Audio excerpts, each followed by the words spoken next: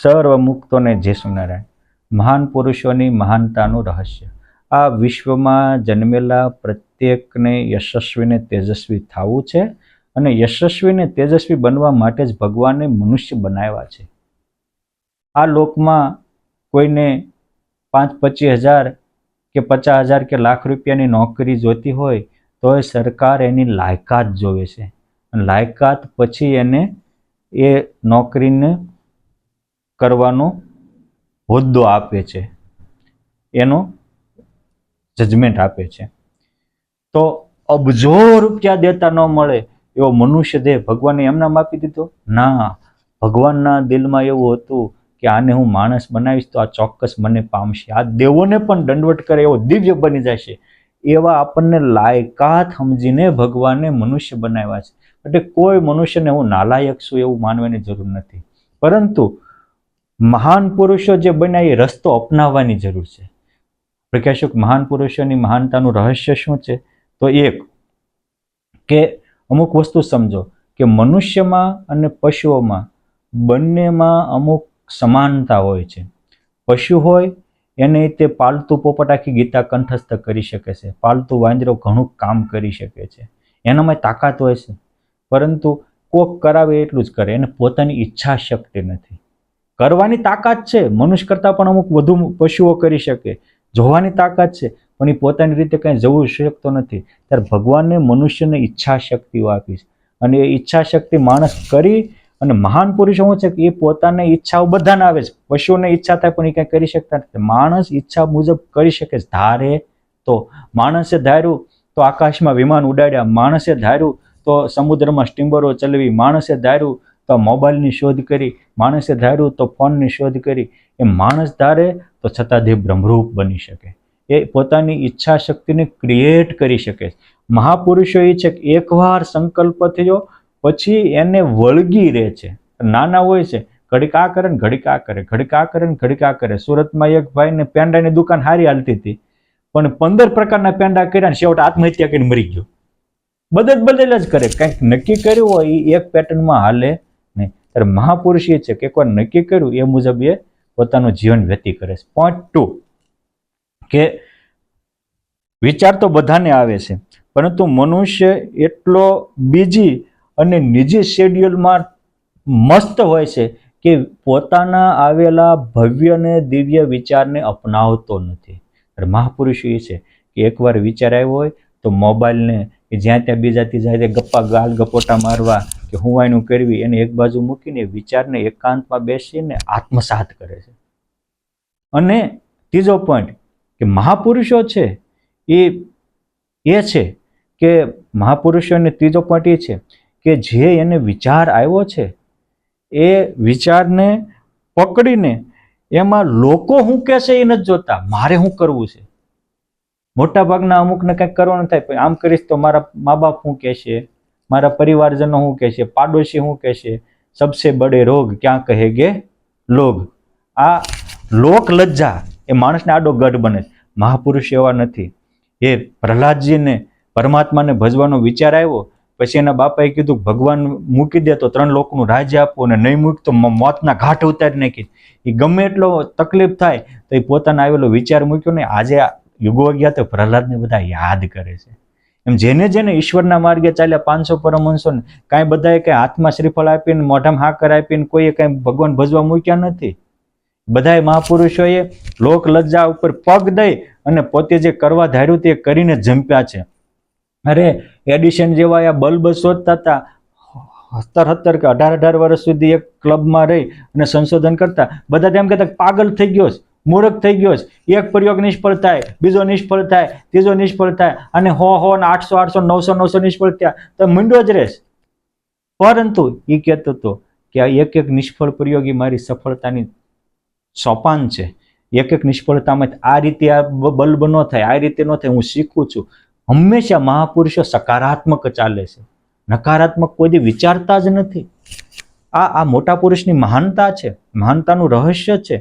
એટલે પછી જ્યારે શોધ્યો ત્યારે આખું વિશ્વ એડિશન એટલે એડિશન. જેથી નિષ્કુળાનંદ સ્વામી, ગોપાળાનંદ સ્વામી, બ્રહ્માનંદ સ્વામી ગૃહ ત્યાગ કર્યા ત્યારે મૂર્ખ કેમ જ કહેતા હતા લગ્ન સાધુ થવું તો પૈણ્યા હું કામ ને છોકરા હું કામ કર્યા, છોકરાને પૈણ્યા તો સાધુ હું કામ થવું. બાપ તેથી તમારી જેવા કોડાનું માન્યા એટલે થયા હતા. હવે સાચું પુરુષોત્તમનું માન્યું એટલે સારો રસ્તો અપનાવ્યો. કઈ એવું બંધાય થોડા ગયા છે. અને બંધાય એ ગંધાય અને નિર્બંધ રહે એ તો નારાયણ નો તે લાડીલો બની જાય. પણ આ મહાપુરુષો છે કે એકવાર એને સાચું પકડાય પછી કોઈનો રૂપિયો રોકાય નહીં. જેમ ગંગોત્રીમાંથી નીકળેલી ગંગા સમુદ્રને પામીને જ જંપે છે, એમ આ મહાપુરુષો એ છે કે લોકો શું કહે છે એ ન જોતા મારે શું કરવાનું છે એ વિચારોને અપનાવે છે. આપણે સફરજનના ઝાડ બેઠા હોય ને સફરજન હેઠું પડ્યું તો આપણે ખાઈ જઈએ. અને ન્યૂટને કે સારું હેઠું કામ પડ્યું એમાં આખું ગુરુત્વાકર્ષણનો નિયમ છે. એ મહાપુરુષો ખાલી વસ્તુને રટન પોપટની જેમ નથી કરતા, એને પાંખું પણ લાવે છે. આપણે બહુ સાદી વાત છે કે પોપટ શિકારીના પંજામાં આવી ગયો, ઋષિએ છોડાવ્યો, પછી એને શીખવાડી દીધું કે હવે છે ને પોપટ શિકારીઓ જાળ નાખે ત્યારે બોલવાનું કે શિકારી આવે છે, દાણા નાખે છે, જાળ પાથરે છે, પોપટને પકડવા માંગે છે, પોપટ પકડાવાનો નથી.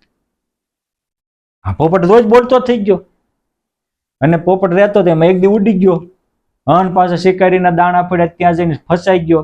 ઋષિને એમ હતું કે રોજ પોપટ શીખી ગયો એટલે હવે કાંઈ શિકારીને પંજામાં આવશે નહીં. પણ ઋષિ 9 પાસ આવતે ત્યાં પોપટ બોલતો હતો ને શિકારી લઈને જતો હતો. આવું પોપટનું જ્ઞાન મહાપુરુષોને નથી હોતું. મહાપુરુષોને જે સમજાણું એની માટે આર પાર જિંદગીને હોમી દે છે. માટે આપણે મહાન બનવું હોય તો માત્ર પોપટિયું વાચ્યાર્થ જ્ઞાન નહીં આવે, લક્ષાર્થ જ્ઞાન થવું પડશે. કંઠસ્થ કામ નહીં આવે, હૃદયસ્થ થવું પડશે. અને હૃદયસ્થ કરવા માટે તમારે જિંદગીનો અણમોલ સમય આપવો પડશે. માણસ ધારે તે કરી શકે છે, પણ સારું ધારવું તો પડે ને. આપણી પાસે કલાકનો સમય હોય તો તમે મોબાઈલમાં ઇન્સ્ટાગ્રામમાં વાપરી શકો ને, ફેસબુકમાં વાપરી શકો ને, વોટ્સઅપ આગળ ચીટિંગ કરી શકો. અને એ જ મોબાઈલને એક બાજુ મૂકી અને 1 કલાક રૂમ બંધ કરી અને હું કોણ છું ને ક્યાંથી આવ્યો ને ક્યાં જવાનો, હું અક્ષર બ્રહ્મ છું, મારામાં પ્રગટ પરબ્રહ્મ છે, હું મુક્ત છું, પુરુષોત્તમથી યુક્ત છું, આવી અલૌકિક સાધના કરી અલૌકિક ઉર્જાથી પણ ભરાઈ શકો છો. કરો છો હું આ મહાપુરુષે આ કર્યું છે કે જે એને જે પકડાણું એને પોતાના જીવનમાં પાકું કરીને મૂક્યું છે. અને જેની દઢતા હોય એનું જ દર્શન થાય, જેનો સ્વીકાર હોય એનો જ સાક્ષાત્કાર થાય. આત્મા કોઈ કાળે બોડી નથી પણ સ્વીકારી લીધો છે દોષોનો સાક્ષાત્કાર થયો. આત્મામાં દોષ છે જ નહીં. એમ આત્મા પોતે પોતાને બ્રહ્મરૂપ માને તો બ્રહ્મના ગુણોનો અને પરબ્રહ્મનો પણ સાક્ષાત્કાર થાય. માટે મોટા પુરુષો આ છે કે જે ધારે એ કરી શકે. બીજું કે જે ગોપાળાનંદ સ્વામી થયા, ગુણાતીતાનંદ સ્વામી થયા, બ્રહ્માનંદ સ્વામી થયા, પૂર્વે મહાન મીરા કે નરસિંહ તુલસી કે તુકારામ થયા, આ બધાએ પરમેશ્વરનો માર્ગ પકડ્યો ત્યારે કઈ લોકોએ એને સાથ નથી આપ્યો, પણ એ પકડ્યો તો સફળતા બેયમાં છે. પણ તમે લૌકિક ગોલ રાખશો તો લૌકિક સફળતા મળશે અને એ તમે જીવતા હશો ત્યાં સુધી તમે દુનિયાના સ્ટાર ગણાશો. પણ આ દુનિયાનો લૌકિક સફળતાવાળો એક પણ સ્ટાર કાલના એક ઝપાટે બચ્યો નથી. હું તમને પૂછું છું કે આજથી 100 વર્ષ પહેલા ફિલ્મ જગતનો સ્ટાર કોણ હતો, બિઝનેસ જગતનો સ્ટાર કોણ હતો, ક્રિકેટ જગતનો સ્ટાર કોણ હતો, રાજકીય જગતનો સ્ટાર કોણ હતો, તમને ખ્યાલ જ નહીં હોય. અરે હું કહું કે એક દિવસ ભારતનો સુવર્ણ યુગ હતો, સુવર્ણ યુગને બનાવનારો કોણ હતો? પોરબંદર ને જુનાગઢ તો પુરાતની નગરો છે, મોટા મોટા રાજ્યો હતા. પોરબંદરના 5 રાજાના નામ આપો, પણ સુદામા નહીં ભૂહાય. હું કામ? એ પરમાત્મા માટે જીવા. માટે લૌકિક સફળતા તમને જીવતા હશો ત્યારે બોડીને ઓલું થાય છે ને, પણ બોડી જ વહી જવાની છે એટલે એની હારી સફળતા આવી જાય છે. પણ જો આધ્યાત્મિક સફળતા પકડી તો એને કાળ પણ કાપી નહીં શકે. એ 500 પરમહંસોએ આધ્યાત્મિકતા પકડી હતી એટલે એ કાળના માથા ઉપર પગ દે એવા મહાન બન્યા હતા. આપ પણ આધ્યાત્મિક ઉન્નતિને પામી તમારા જીવનને ધન્ય ધન્ય બનાવો. ઘણી વ્યક્તિઓ પાસે નવા પ્લાન હોય પરંતુ મારી પાસે પૈસા નથી, મને કોઈ મદદ કરનારો નથી, હું કાંઈ કરીશ તો મારા પરિવારજનો શું કહેશે, લોકો શું કહેશે, આવા વિચારમાં એ પોતાની પાસે સારો વિચાર કે સારો પ્લાન હોય તો આગળ વધતો નથી. પણ મહાપુરુષો એ છે કે એકવાર સારો વિચાર આવ્યો તો પોતાની જાતને વેચીને, પત્નીના ઘરેણા વેચીને પણ એ કરીને જંપે છે.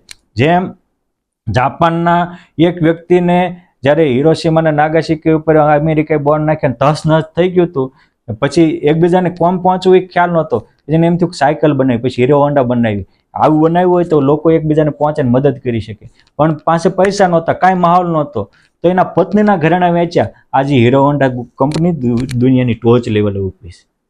ખ્યાલ બરાબર કે એ સારો પ્લાન આવ્યો હોય તો કોઈ પણ ભોગે કરે છે. પુરુષોત્તમ માટે જીવવું હોય તો કોઈ પણ ભોગે જીવે છે. માટે આપણે સારો પ્લાન આવ્યો હોય તો એકવાર અપનાવો. કોઈ પણ સારું કાર્ય સંપત્તિની વાતે અટકતું નથી. માણસોની સંકુચિતતા અને સીમિત સ્વીકૃતિ સંઘર્ષ સર્જે છે અને સારા કાર્યને અટકાવે છે. માટે આપ પણ આવી રીતે ઊંચા કાર્ય કરી, ઊંચો ગોલ રાખી અને મહાપુરુષોની મહાનતાનો આ જે 5 પોઈન્ટ કીધા એને અપનાવી આપ પણ મહાન બનો, યશસ્વી બનો, તેજસ્વી બનો અને આપની કારકિર્દી પણ યુગો સુધી અમર રહે એવું આપનું કેરિયર બની રહે એવી પરમાત્માના પાવન ચરણોમાં પ્રાર્થના અસ્તુ. ધન્યવાદ. જય સ્વામિનારાયણ.